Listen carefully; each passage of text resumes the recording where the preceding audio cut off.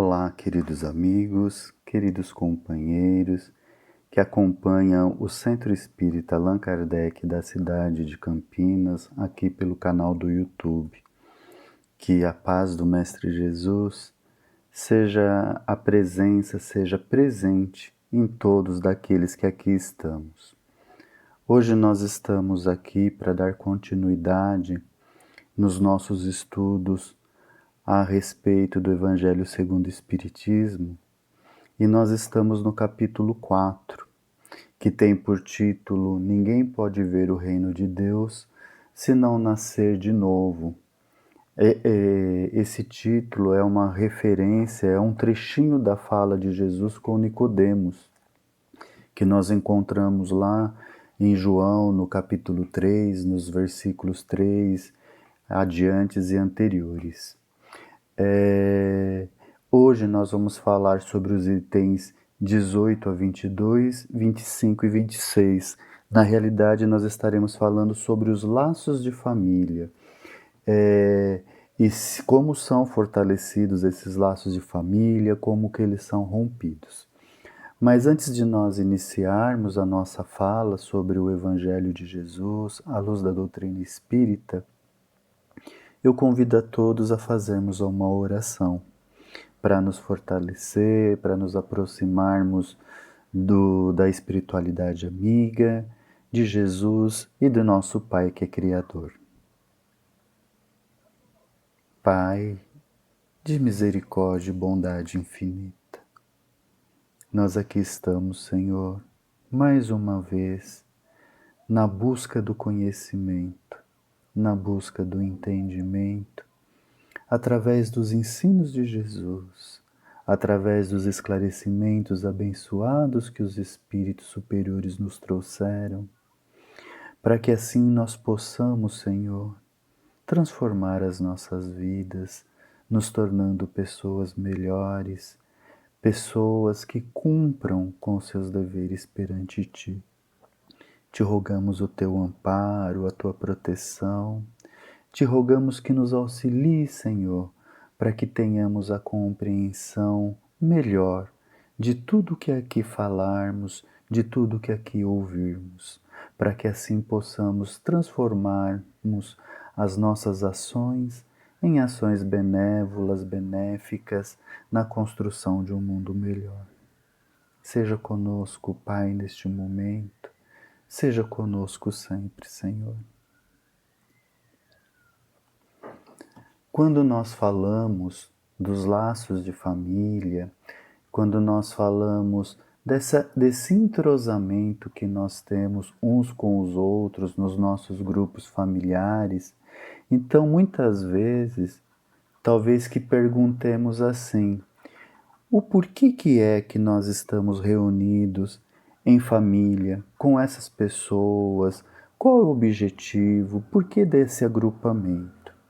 Quando nós aprendemos com a doutrina espírita que nós somos espíritos, que fomos criados por Deus na ignorância e que o nosso papel, o nosso objetivo é o desenvolvimento espiritual, o crescimento através de diversas experiências, e essas experiências nos níveis que nós estamos evolutivo e níveis anteriores, sugere que nós reencarnemos, que nós voltemos a mundos que nos propiciam as experiências necessárias para que nós possamos desenvolver e nos tornarmos pessoas melhores e cumprirmos assim com os nossos deveres perante Deus.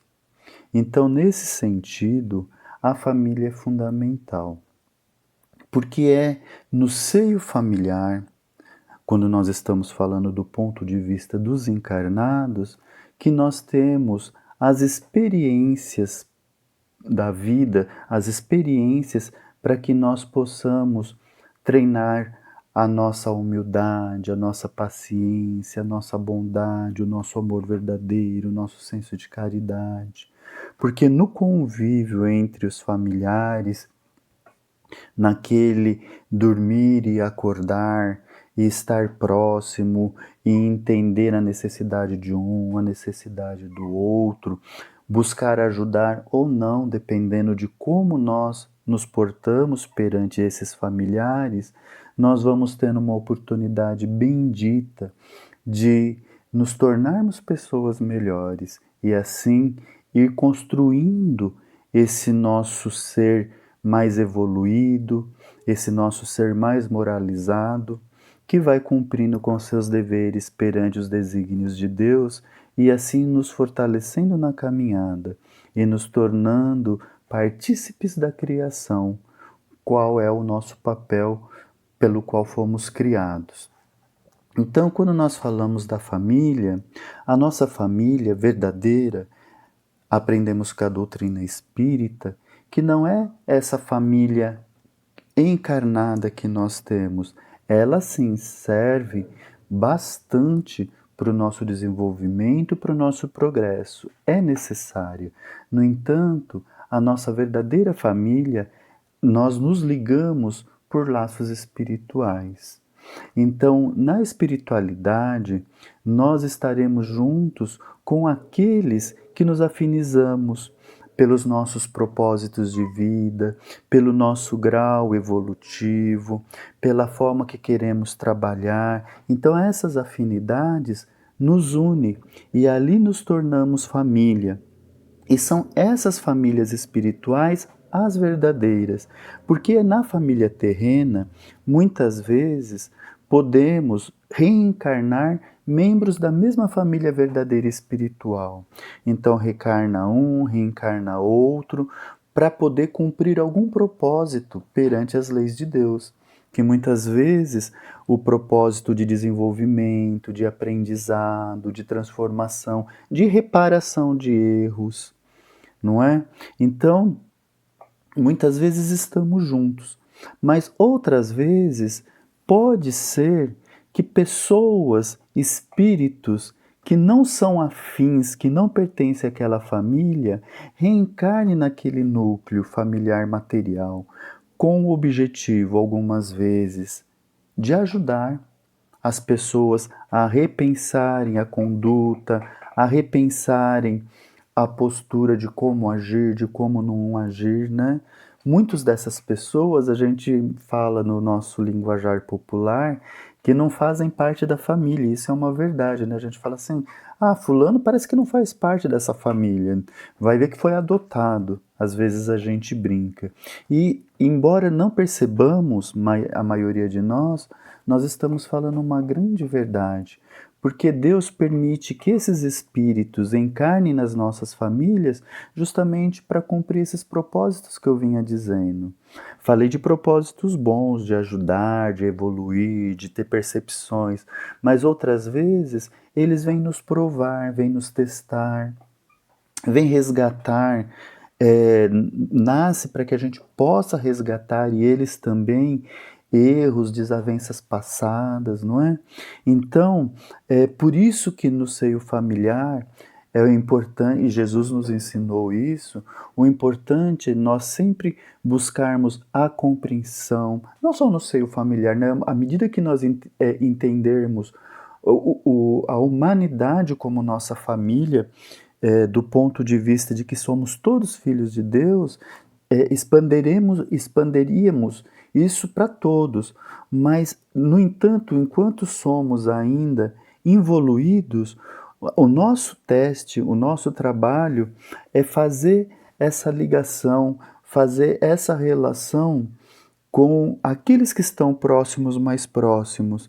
Então, retomando, é treinar a compreensão, a compaixão, o ouvir, o acolher, o amar verdadeiramente, treinando. E muitas vezes o membro familiar não é aquele mais fácil, não é? Que muitas vezes não facilita para nós termos essas relações, termos essa postura. E é aí que nós somos testados. Se realmente sabemos compreender, se realmente sabemos acolher, se realmente estamos amando, ou pelo menos aprendendo a amar. Então Deus, como diz os antigos, escreve certo por linhas tortas. E eu falei assim, nós muitas vezes temos na família pessoas que são diferentes, difíceis, não é? Que nos testam, que nos forçam a agir de determinadas formas, mas vamos pensar de outro lado. E nós? Quem somos nessa família? Será que nós não somos este que veio testar o outro? Não somos estes que destoamos da família por conta das nossas opções de ações, pelas nossas opções de vida?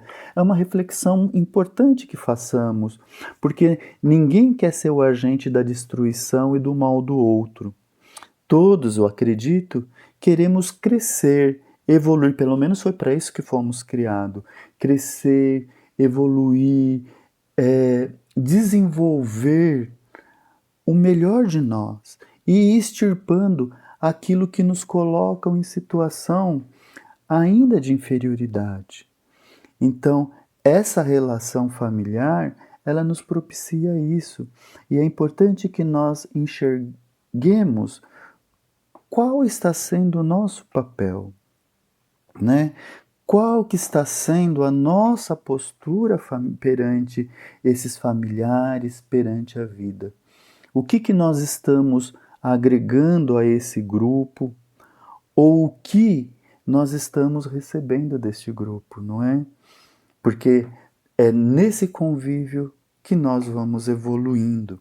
E aí muitas pessoas, agora mudando um pouquinho o que estávamos falando, muitas pessoas falam assim: se a família material, ela, a cada encarnação a gente vai tendo uma, vai tendo outra, então quer dizer que desencarnado na nossa família espiritual é uma família gigante, enorme. Como que a gente vai fazer com tantos filhos, com tantos pais, com tantas mães? Então, se eu reencarnei 10 vezes, eu terei 10 pais, 10 mães, mais uns 50 irmãos. Isso prova que o nosso pensamento ainda é um pensamento egoístico, né? Que tínhamos? Se são 100, 1000, se a gente puder amar, realmente amar, isso não faz diferença nenhuma. Somos todos filhos de Deus, mas não é bem assim que acontece. Porque quando nos ligamos para uma relação do ponto de vista familiar, uns que estão desencarnados muitas vezes reencarnam como nossos filhos, por exemplo. Já numa outra encarnação, para aprender uma nova experiência, para poder ter um novo conhecimento, um novo entendimento, pode vir como nossa mãe, pode vir como nosso pai, nosso primo. Então vai se revezando para que cada um adquira as experiências necessárias para o seu progresso. Então, quando a gente se encontra no plano material reencarnado e a gente vê aquela afinidade entre membros da família, muitos já falam, a gente se conhece de outras vidas. E é realmente, a gente traz de outras vidas aquela similitude, aquela junção de gostos, de ideais, de propósitos. Porque isso foi ligado e está sendo ligado sempre pelos laços de amor, de ideal, de transformação. Então, isso fortalece. Agora, aquilo que é ligado pelos laços materiais, nem sempre refletem no plano espiritual. Muitas vezes, espíritos não afins se ligam à nossa família por interesses, mas acabando a proposta daquele interesse, para ele já não faz mais sentido estar ali. Então, para ele, aquela família já serviu para um propósito. Serviu para aprender, por exemplo, a não gritar na hora que alguém falasse com ele um pouquinho mais bravo ou cobrando alguma coisa. Mas era esse o propósito. Estou falando um exemplo bem bobo, mas para a gente pensar. Então esses não estão ligados realmente pelo laço de amor, pelo laço verdadeiro familiar. Estão ligados pelos laços de interesses, ligados muitas vezes por laços de necessidades. Terminando isso, cada um segue para sua família. Porque a família espiritual, ela é composta por essa afeição, por este amor que cada um desprende em relação ao outro. E aí quando a gente pergunta também como a gente Kardec até coloca isso no texto que nós estamos comentando, que essa é a nossa visão do ponto de vista espiritual, não é? Mas tem pessoas que são anti a doutrina reencarnacionista. Eles acreditam que a vida começa no berço, na gestação, né? E termina com o caixão, com a morte. Então, se nós pensarmos desse ponto de vista, além de nós colocarmos Deus como injusto, não vou entrar em detalhes, mas uns são ricos, outros são pobres, ou nasce doente, outro nasce são, e etc. Não vamos entrar nesse mérito, posteriormente estudaremos em outros capítulos, mas se nós pensarmos deste ponto de vista em relação à família, os laços de famílias não se fortalecem. Já com a reencarnação, esse laço se fortalece, porque cada existência que a gente convive um com o outro, encarnado, ou os nossos companheiros desencarnados cuidando da gente, orando pela gente, nos instruindo para que a gente pense nas nossas ações, porque os amigos espirituais fazem isso, não é? Eles não ditam normas para nós, mas eles falam: poxa, pensa um pouquinho sobre aquilo que você está fazendo, pensa um pouquinho, será que esse é o melhor caminho? Tem outros, perceba, para que a gente tenha o toque na nossa. Escuta a sua voz, o pessoal não fala, escuta a voz da consciência. São os amigos espirituais nos falando para que a gente tome a decisão mais acertada. Então, um ajuda o outro e isso cria o desenvolvimento, o progresso, estreitos laços familiares, cada vez vamos nos amando mais e vamos crescendo juntos. Já aqueles que não acreditam na reencarnação, eles acreditam de certa forma, muitas vezes até sem entender, que nós nunca mais vamos nos reencontrar. Porque se eu vou para o céu e ele vai para o inferno, ou vice-versa, eu vou para o inferno, o outro vai para o céu, e vai ficar lá para o resto dos tempos, quando que vai se reencontrar? Não é? Não tem laços familiar. Por que eu vou ter orgulho de um membro da minha família que foi cidadão emérito por todo o bem que ele fez? Por que eu vou ter orgulho? Ele não tem laço nenhum. Agora, se você faz esse orgulho que eu estou falando, não é aquele orgulho que eu usei a palavra errada, né? É a honra, se sentir honrado pelo feito do outro. Não é porque o outro conseguiu, porque o outro e a gente se sentir feliz com isso, nessa construção, assim como o outro vai se sentir feliz quando nós dermos um passo que vai nos levar a estarmos melhores no processo evolutivo, não é? Então, mas isso só vai se dar verdadeiramente se existir o processo reencarnatório, que é a nossa realidade. Porque se assim não for, não tem um vínculo, não existe esse vínculo, então não existe essa necessidade, não existe essa postura. Agora, a gente tem que levar em consideração que o mundo não é um vale de lágrimas, mas também não é um paraíso. Nós somos espíritos que estamos no processo evolutivo e, portanto, nós precisamos passar por várias experiências. E essas experiências, muitas vezes, no estado evolutivo que nos encontramos, são dolorosas, não é? Tem os reveses financeiros, tem as brigas por conta ainda do nosso orgulho, da nossa empáfia, do nosso ciúmes, não é? Tem a perda de entes queridos, tem as pessoas que se vão e que a gente nunca mais reencontram. Então, tem várias coisas, as questões da natureza, as guerras, que tiram o nosso sossego, que não nos permite estarmos naquela paz, né, de não fazer nada. Isso é bom, porque isso vai nos fortalecendo, nos lapidando. Mas por conta disso, algumas pessoas podem até achar que a encarnação é uma punição. E foi perguntado isso para São Luís, né? A encarnação é uma punição ou é somente os espíritos culpados é que lhe estão sujeitos? Não, todos estamos sujeitos à encarnação. À medida que vamos evoluindo, vamos nos tornando menos etéreos, né? Menos materializados, menos ligados à matéria, e os mundos que nós vamos habitando talvez não seja mais o mundo reencarnatório, porque não vai ter mais a carne.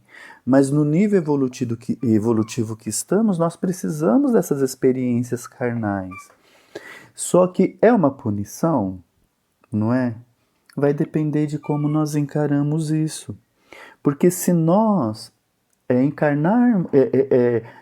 encararmos a nossa encarnação como sendo um suplício, uma dificuldade, um mar de lágrimas, vai ser para nós uma punição.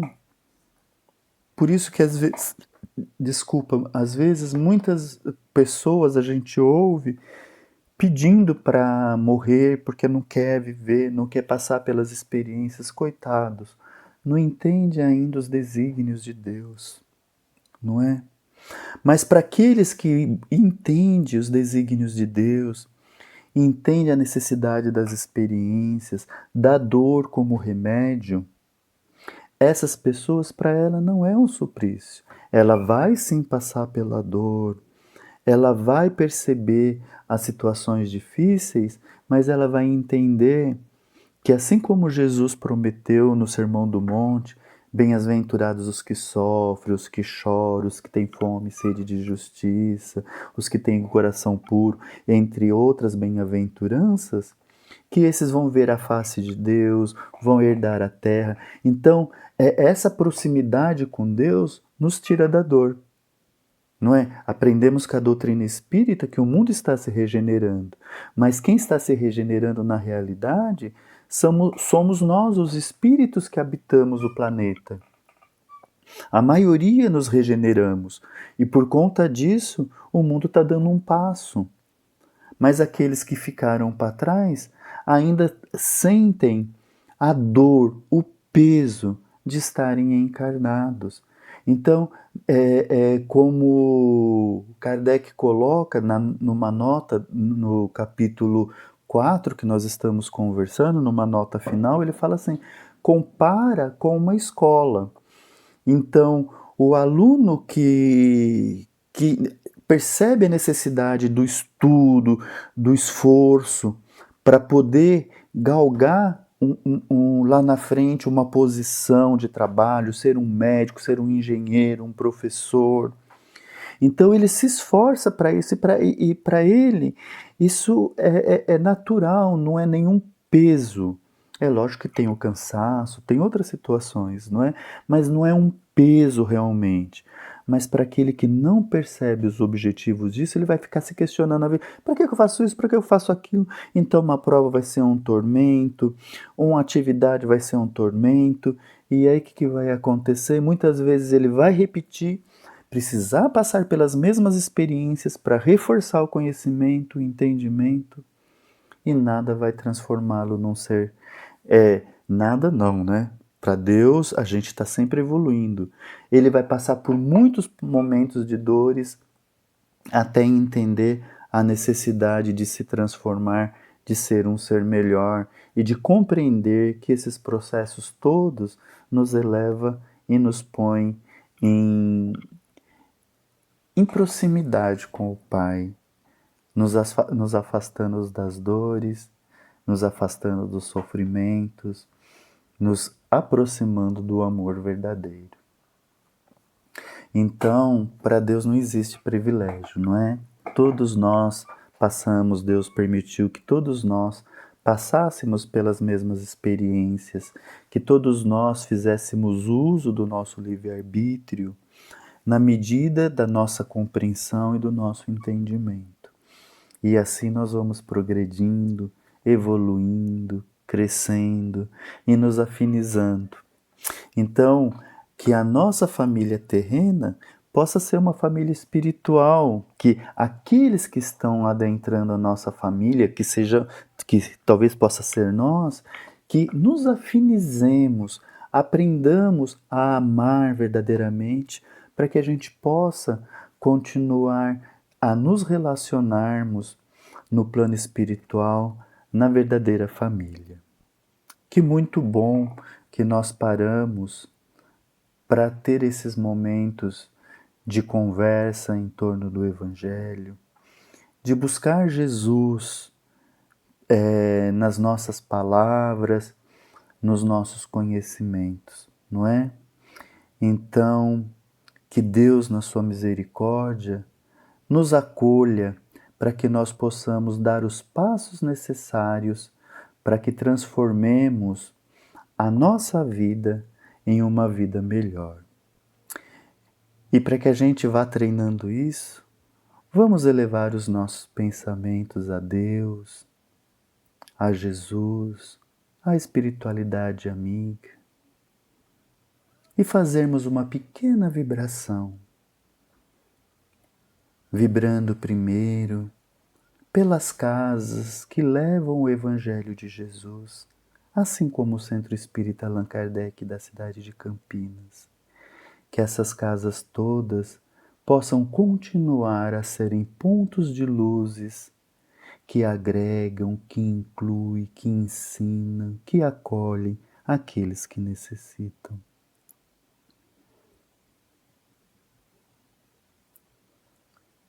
Vibremos pelos nossos familiares, pelos nossos amigos, por aquelas pessoas que são os nossos próximos, mais próximos, desejando que todos recebam de Deus as bênçãos necessárias para que tenham equilíbrio, para que estejam fortes para a caminhada da vida.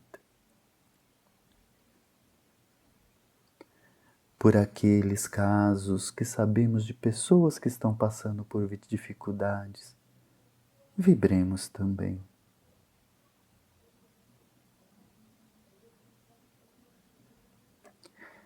Deus, Pai de misericórdia, de bondade infinita, obrigado por ter permitido estarmos aqui mais uma vez, Senhor. Nos abençoe para que sejamos auxiliares, partícipes do trabalho da construção do mundo melhor, através das nossas ações no bem, através da nossa proximidade convosco. Seja sempre conosco, Pai, hoje e sempre.